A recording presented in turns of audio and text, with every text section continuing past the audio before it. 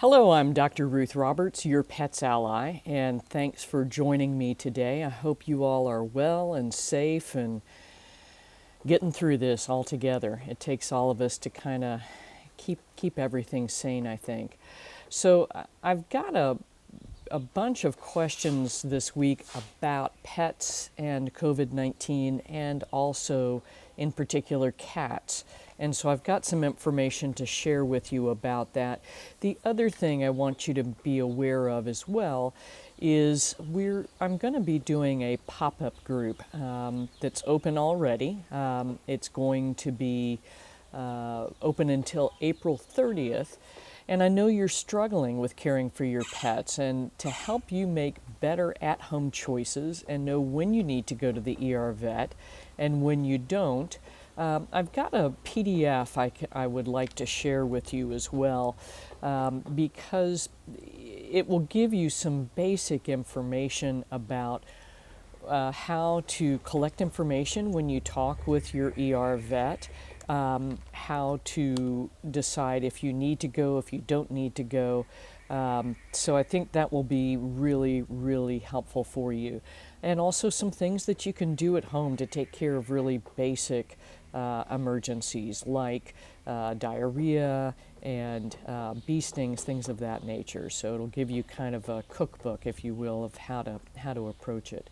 The other thing I want to, as I mentioned, is we're going to be having this pop-up group, and what I'll be doing is starting the 16th, I will be going live every day there for a few minutes for most days, and then sharing some tidbits and wisdom and answer some questions in the group. We're going to have some mini contests and some really cool giveaways, including a year of iPets Ally Ultimate consultations and other supplements. So when you have a chance, pop over to the group, join it, introduce yourself, and let folks know who you are, what's going on. Let us know how we can help you more, because I think that's going to be really, really important. So if you haven't already, go check out the group. We've got that set up for you, and I think you'll really, really enjoy it.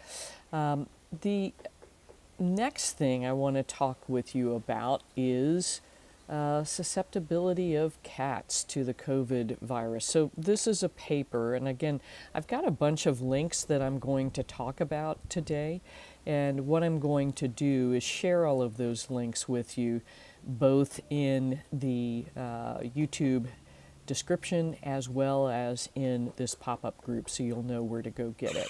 But what this paper is talking about was this group of people looked at, okay, what happens with transmission of COVID-19 in pets that are close to us. And so they're now thinking that this virus originated in bats, but they don't really know. And they're not sure which intermediate species may have created this infection transmitted to humans, because this virus is thought to have started in the Wuhan market. They looked at dogs, pigs, chickens, and ducks, as well as ferrets and cats, because they are pet animals. And unfortunately, it's looking like cats are susceptible to airborne infection, and indeed they can transmit it back and forth to each other. So what does all of that mean? Again, it doesn't mean that we all need to give our cats up. Unfortunately, here in Mexico, a lot of people are afraid that their pets will infect them, and so many have taken their pets to shelters and things of that nature.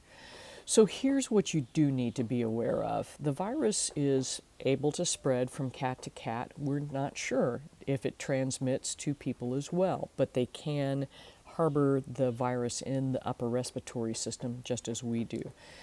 So it's important to err on the side of caution. And so what I would say is, if you have COVID or you have been exposed to it, you need to keep your cats inside, and maybe that's what we need to do anyhow. They also found that the virus was in the small intestine of cats. There is evidence of fecal virus in people as well. So meaning if you're not already washing your hands, or I'll wash your hands every time you go to the bathroom. Because that is a way for coronavirus to be transmitted from us to other people. The other thing that was interesting is that cats less than 4 months of age were more susceptible than adult cats. So if you've got kittens at home, you have to be extra careful. So again, out of an abundance of caution, it may be best to keep your cats inside for now. So even if you don't have it, if they're out cruising the neighborhood, they talk to other cats, they can potentially pick up the virus there. I have to tell you that Pepe is not amused about this, because we know that the virus is transmitted with stool. Wear a mask and gloves when you clean out the litter box.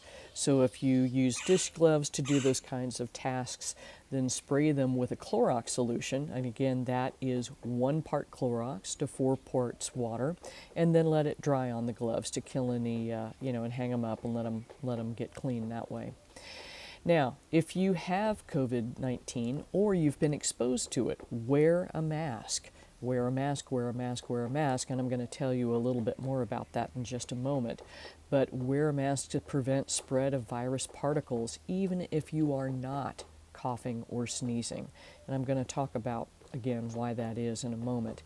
Ideally, another person would care for your pets during this time, but if that is not possible, then wear a mask and gloves at all times when you walk, feed, and interact with your pets. And ideally, don't let them sleep with you. I know that's really hard, but that's really what needs to happen. So here is the link to the article about virus transmission in ferrets, cats, and not happening in other species. Now, I mentioned wear a mask, wear a mask, wear a mask, and here is why. Here's an article about respiratory virus shedding, looking at not only COVID-19, but also the common cold, rhinoviruses, as well as the flu. And masks help best with the cold and flu, but also with COVID. When you're coughing with COVID, unless you really have something that's sealing everything off, it still goes through. But evidently it seems to work reasonably well for sneezing. So that's important. So if you're sick, you know you're sick, but to protect others, you need to wear a mask to prevent the particles from being spread everywhere. So there is also a letter that has gone out, and I'm going to post this link to a site. You'll need to sign up for a free account to download it. I'll post the actual PDF later. But essentially what they're saying is that they believe now that the virus can be spread through just breathing. And in fact, I've seen some papers where people that had the virus were known shedders of the virus. And can spread the virus up to 6 feet away just from simple breathing. So that social distancing thing helps, but you can still be exposed to it, and that's why, we're going through all this craziness. So I will also share a couple of links from the CDC about why you need to wear a mask, and also, if you don't have one, how to make one, whether you can sew or whether you can't sew. So there are those as well.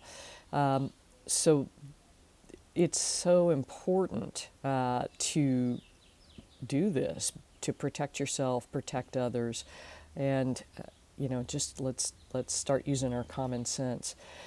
It's important to wear these masks because if we can be infected with the virus, we know we're sick, but there's also something called an asymptomatic shedder, which I called my wife and she thought she was being yelled at. But what that means is that you've been exposed to the virus and it's replicating in your upper respiratory system, but you're not sick. However, this means that you can give the virus to others simply by breathing, and the others can be your cat, which can further spread, your family members, people you meet at random out in public. So again, wear your mask, wash your hands frequently.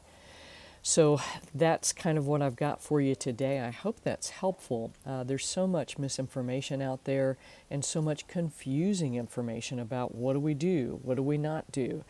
So that's what I have for you. If you've got questions about your pets, fire away in the comments. I'm happy to answer them for you. And again, if you were not able to get to this broadcast live, go check out the group that we've set up on Facebook. It's a nice little pop-up group. It's going to be open until the 30th of April. So starting the 16th, I'm going to be going on live every day. Won't be for a long period of time, but I'll answer questions that you have and then also share some information with you based on what we've been getting questions on over the last few days. So that's what I've got for you today. I know there's 4 or 5 of you on right now, so if you've got questions, fire away.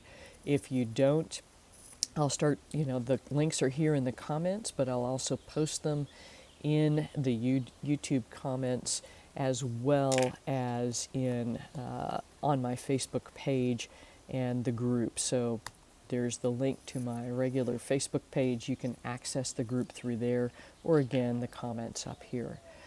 Until Thursday, take good care of yourselves. I'm heading over to go do a question and answer session for the folks in the iPets Ally group right now.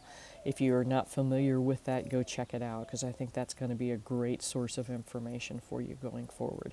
So take good care, stay safe, and until next week, I'm Dr. Ruth Roberts, your Pet's Ally.